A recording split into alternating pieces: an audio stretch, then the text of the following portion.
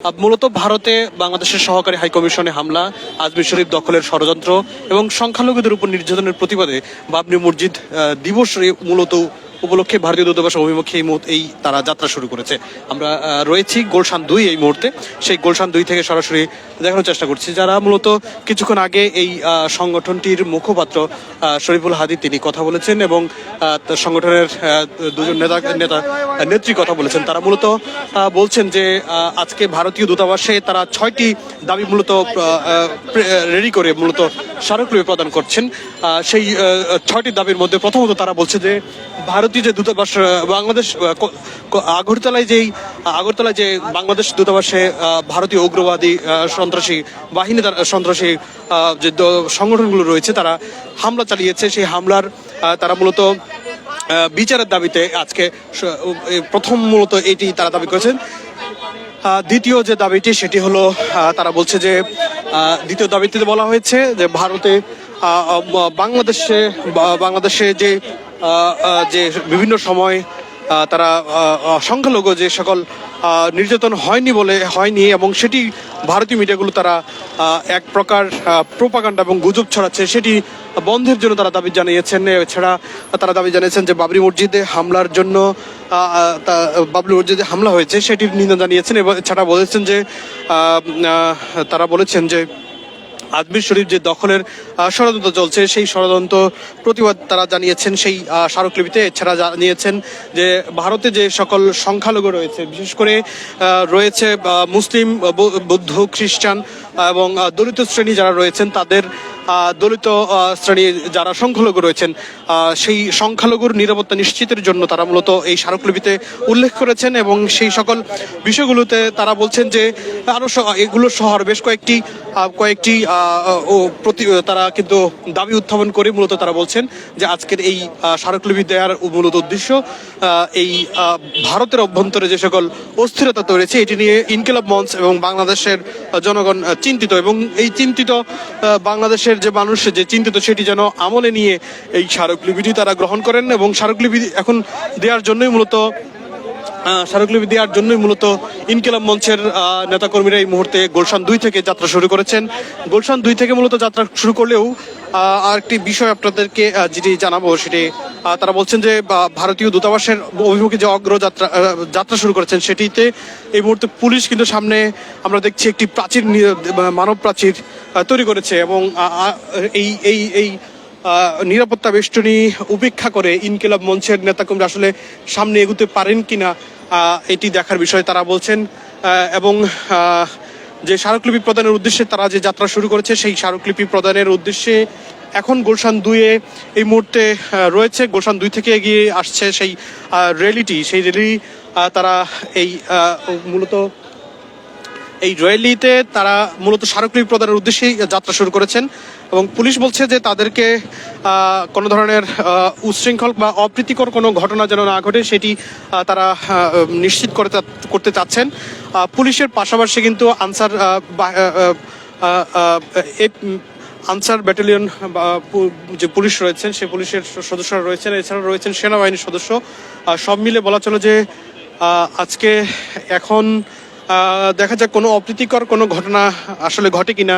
পুলিশের উপস্থিতি কিন্তু আমরা দেখতে পাচ্ছি খুব জোরালোভাবে পুলিশের উপস্থিতি রয়েছে এবং পুলিশ তাদেরকে হয়তো সামনে এখানেই হয়তো তাদের র্যালিটি শেষ করতে হবে, তবে তারা র্যালিটি নিয়ে তারা ভারতীয় যে দূতাবাস রয়েছে সেই দূতাবাসের উদ্দেশ্যে যাত্রা করবেন। এখনও তারা এগিয়ে আসছেন, সেই র্যালির আমরা দেখানোর চেষ্টা করছি। র্যালিটি যে এগিয়ে আসছে সেই র্যালির অগ্রভাগে আমরা রয়েছি। তবে এদিকে পুলিশের যে উপস্থিতি নিশ্চয়ই দেখছেন যে পুলিশ সম্ভবত র্যালিটি এখানেই হয়তো শেষ করতে দিবে তাদেরকে। র্যালিতে যাদেরকে দেখা যাচ্ছে মূলত ইনকিলাব মঞ্চের সদস্য সচিব, ইনকিলাব মঞ্চের যে মূলত মুখপাত্র শরীফুল হাদি তিনি রয়েছেন এই ইনকিলাব মঞ্চের র্যালির সামনে এবং তাদের মধ্য থেকে হয়তো 2 থেকে 3 জন প্রতিনিধি তারা এই ভারতীয় দূতাবাসের দিকে হয়তো যাত্রা করার কথা রয়েছে এবং দেখা যাক শেষ পর্যন্ত আসলে কি হয় যে র্যালির যারা অংশ নিয়েছেন তারা সবাই আসলে যেতে পারেন কিনা, নাকি তারা মূলত এখানেই শেষ করতে চান? আমরা একটু তাদের সঙ্গে কথাও বলার চেষ্টা করি, দেখি তারা কি বলেন আসলে।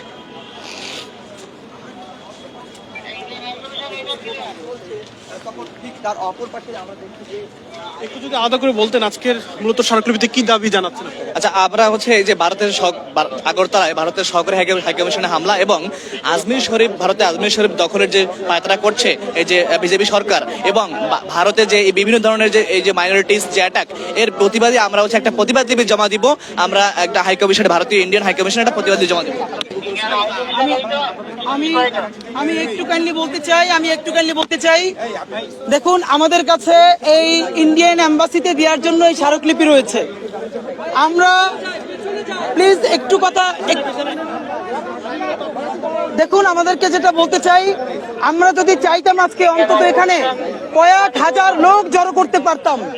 আবার বলি, আমরা চাইলে এখানে কয়েক হাজার লোক জড়ো করতে পারতাম, আমরা জুমার নামাজের পরে প্রোগ্রাম দিতে পারতাম। আচ্ছা, একটু ওনাদেরকে দেখতে ধরো, একটু ধরো, পাশে আসেন ভাই, ওনাদের ডিস্টার্ব হচ্ছে, ওইগুলো ধরেন, ধরো ধরো।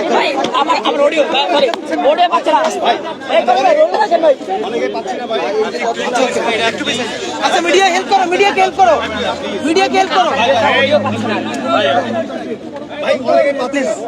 ওকে অলরাইট,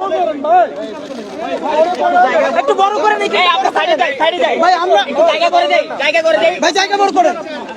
হ্যাঁ ভাই, আপনি বসে আসেন, ভাই বসে আসেন, ওনাকে বসে দেন, হ্যাঁ উনি বসে থাকুন, আপনিও বসে আসেন, আপনি বসে আসেন, ওকে অলরাইট, এবার জায়গা বড় করেন। আচ্ছা, বুম আমাদের কাছে দেন, আমার ধরো, বুম আমাদের কাছে দেন, হ্যাঁ নইলে তো জায়গা হবে না, ধরো ভাই, আমরা একটু জায়গা করে দেই ভাই। হ্যাঁ আপনি বসেন, ভাই একটু জায়গা দিতে হবে হ্যাঁ হয়েছে, আস্তে আরে আস্তে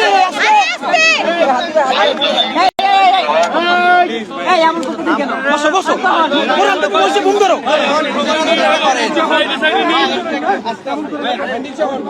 ওকে আপনি বসেন ভাই, বসেন, না বসলে হবে না ভাই, বসতে হবে, পুলিশ দেখা যাচ্ছে না, বসেন ভাই, আপনি বলেন ভাই ওনাদেরকে দেখাতে হবে, বসতে তো সমস্যা নাই। ওকে রাইট,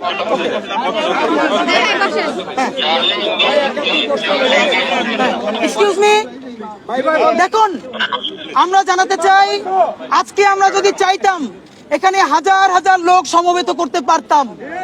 আমরা যদি চাইতাম তাহলে জুমার নামাজের প্রোগ্রাম দিলে পুরো গুলশান লোকারণ্য হয়ে যেত।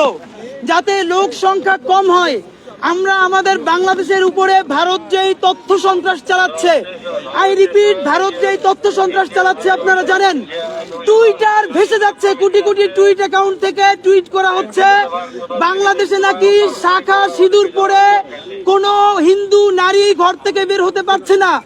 এরকম মিথ্যা কথা হিটলারের তথ্যমন্ত্রী গোয়েলভস কোনোদিন বলে নাই। এবং আপনারা জানেন হিটলারের নাজি বাহিনীর নৃশংসতাকেও ভারত হার মানিয়েছে।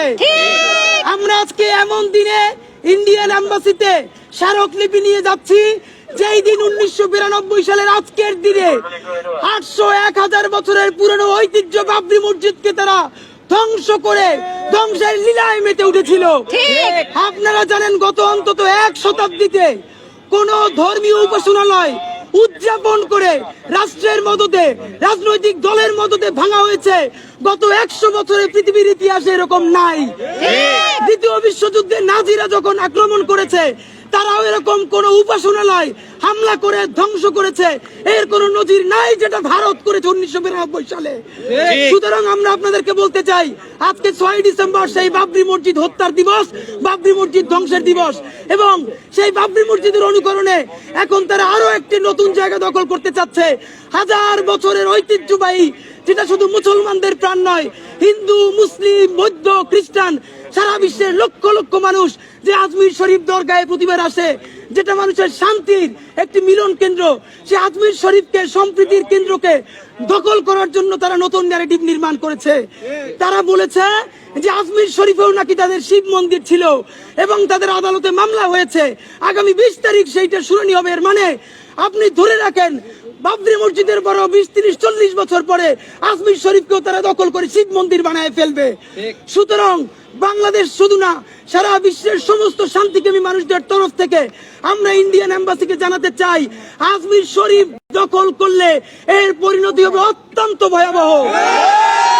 সারা পৃথিবীতে নাজিদেরকে মানুষ যেরকম থুতু ফেলে, আই রিপিট, দ্বিতীয় বিশ্বযুদ্ধের পরাজিত শক্তি নাজিদের গায়ে যেরকম থুতু ফেলে, ভারত যদি এই কাজ করে সারা বিশ্ব থেকে ভারতে থুতু এসে ভারত ভেসে যাবে। সুতরাং আজমির শরীফ দখলের পায়তারা বন্ধ করতে হবে।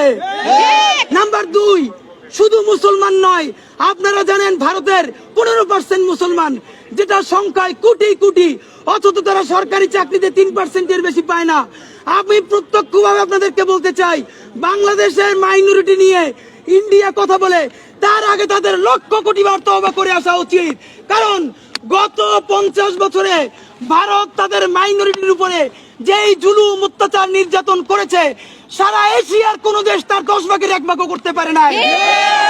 শুধু একটা উদাহরণ বলি, একটা দেশের নাম পারলে বলেন, যে কুকি চীন নারীদেরকে গত বছরে উলঙ্গ করে 2 জন নারীকে, যারা খ্রিস্টান সম্প্রদায়, 2 জন খ্রিস্টান নারীকে উলঙ্গ করে তারা রাস্তায় হাঁটিয়েছে এবং তার বাবা এবং ভাই যখন প্রতিবাদ জানাতে গেছে তাদেরকেও তারা হত্যা করেছে।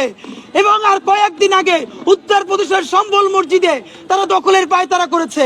মুসলমানরা যখন প্রতিরোধ করেছে, তারা ইট মেরে, পাথর বৃষ্টিতে 4 জন মুসল্লিকে সাথে সাথে শহীদ করেছে। সুতরাং আপনি আমাকে বলেন, গরু খাওয়ার অপরাধে, আমি আবার বলছি, শুধু গরু খাওয়ার অপরাধে গত 10 বছরে ভারতে 15 জনের বেশি মুসলমানকে হত্যা করা হয়েছে। সুতরাং গরু খাওয়ার অপরাধে যেই দেশে মানুষ হত্যা করা যায়, যেই দেশে মসজিদ গুড়াই দিয়ে মন্দির বানানো যায়, যেই দেশে কুকি চীন খ্রিস্টান নারীদের কুলঙ্গে এখনো হাঁটানো যায়, যেই দেশে সীমান্তে স্বর্ণা দাস ফেলানিকে গুলি করে ঘন্টার পর ঘন্টা ঝুলিয়ে রাখা যায়, সেই ভারতের কোন মুখে সাহস হয় পৃথিবীর সাম্প্রদায়িক সম্প্রীতির 1 নম্বর উদাহরণ বাংলাদেশ নিয়ে কথা বলার সাহস তাকে কে দিয়েছে? আমরা আপনাদেরকে জানাতে চাই, সারা বাংলাদেশের মুসলমানরা, বাংলাদেশের জনগণ যদি সহিষ্ণু না হতো, তারা যদি অসাম্প্রদায়িক না হতো, তাহলে 90% মুসলমানের দেশে বাকি মাইনরিটিদেরকে খুঁজেও পাওয়া যেত না। অথচ দেখেন, এখানকার মুসলমানরা বুক চিতিয়ে দিয়ে মন্দির রক্ষা করে, এখানকার মুসলমানরা মন্দির রক্ষা করে, তারা বৌদ্ধ মন্দির রক্ষা করে এবং তাদের ভাই বোনদেরকে তারা কিভাবে মুখে আগলে নেয়। আপনারা জানেন, ভারত এতদিন বুঝাতে চেয়েছে এইখানকার ইন্ডিয়া আর হিন্দু সম্প্রদায় সমান সমান, অথচ সেদিন ঢাকা বিশ্ববিদ্যালয়ের জগন্নাথ হলের দেশপ্রেমিক ভাই বোনেরা মিছিল করে জানিয়ে দিয়েছে, ভারতের দাবিদারি আর বাংলাদেশে চলবে না। সেবাদাস কোন সরকার এখানে আর চলবে না। সুতরাং আমরা আজকে ইচ্ছা করে কৌশলগত কারণে এটি অত্যন্ত গুরুত্বপূর্ণ একটি ডিপ্লোম্যাটিক জোন, তাই আমরা এখানে লোক জড়ো করি নাই। জুমার নামাজের পরে প্রোগ্রাম দিলে এত বেশি লোক হতো, আমরা ক্রাউড কন্ট্রোল করতে পারতাম না, আমরা সেটাও দেই নাই। আমরা অল্প কিছু মানুষ এসেছি, আমাদের কাছে স্মারকলিপি, আমাদের প্ল্যাকার্ড গুলো দেখুন, আমরা সেখানে খ্রিস্টান মাইনরিটির কথা বলেছি, আমরা সেখানে কুকি চীনদের কথা বলেছি, দলিত সম্প্রদায়ের কি অবস্থা ভারতে জিজ্ঞাসা করেন, দলিত সম্প্রদায়ের কথা বলেছি, আমরা মসজিদ ভাঙার বিরুদ্ধে কথা বলেছি।